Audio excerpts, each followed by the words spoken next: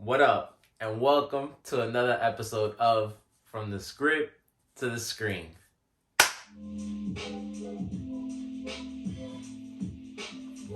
And what up?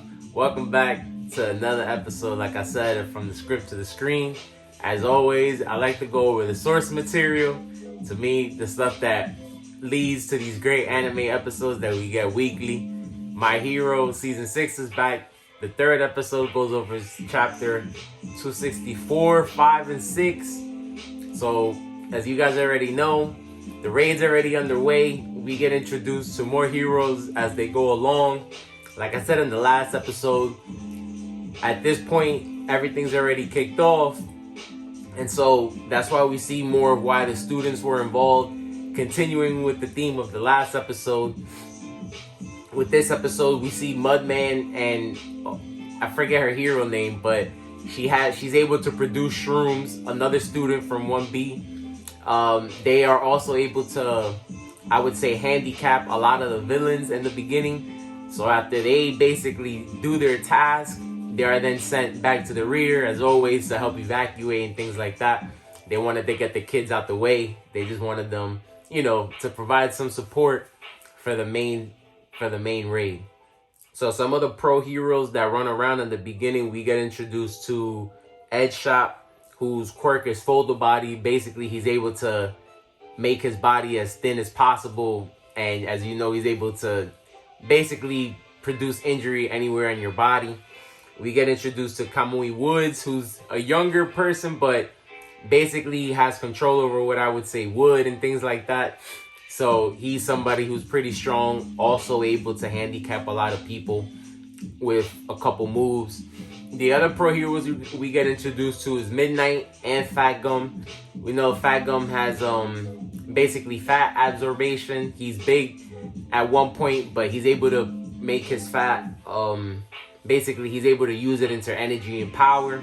And we know that Midnight has a quirk she's basically able to seduce you and things like that. She's able to make you do what she wants. So now, as we get along with the episode, we know that why the heroes were even able to acquire a lot of this information was because of Hawks. Hawks basically was undercover for a long time, working with the League of Villains. And if we take it all the way back to the beginning, we know that the League of Villains and the Meta Liberation Army have united forces. But at first, the Meta Liberation Army was actually trying to wipe out the League of Villains. They were basically, if you look at it, the League of Villains is the top of the pole. They're people who are down and out and have become villains and, take it out against the community, take it out against the citizens.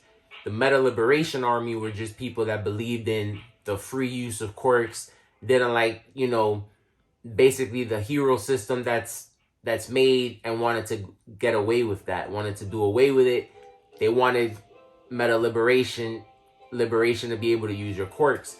We know that Shigaraki Tomura was able to defeat the leader of the Meta Liberation Army, and that's how they joined forces. So if you think about it, that's why the heroes and the villains are bumping heads. The heroes want to keep their system intact. They don't feel like everybody should have the free use of their quirks, because that's how you have people like the League of Villains and Swords who end up using their quirks for their advantage against citizens and things of that sort. If you're having a bad day, how do we know that you're not going to just explode because you feel like it, So it's a little complicated. It's a deep subject, but I get it. And one of my favorite panels of this week is where we finally have that bumping of heads, like I said, the conflict of interest. Twice is, he's going through it because he's put the League of Villains in tight situations a couple times. He didn't expect Hawks to take advantage of him. He was led to the belief that Hawks was somebody who also felt caged by this system, felt like he wasn't able to live freely, and that's why Twice was able to trust him. And that's why, he's kind of upset about the whole thing.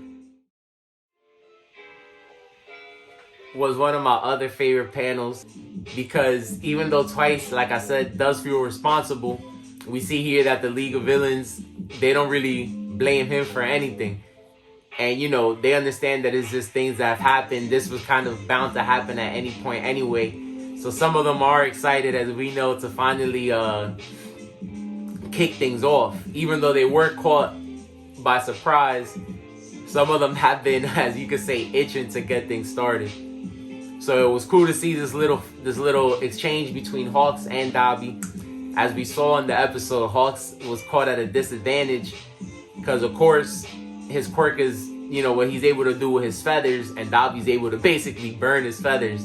So he made quick work of it. I want to give my little disclaimer before I keep going on. You know, we haven't finished the episode. Finish it before we keep going. But to get into what I want to talk about after is that I do have to say that even though Hawks was at a disadvantage, we do know that Hawks was still able to, you know, maneuver. We know that Hawks is somebody that's been in the field for a long time. So we got to see a little bit of just how talented he is. And he was still able to, you know, take care of his mission, still had to do what he had to do.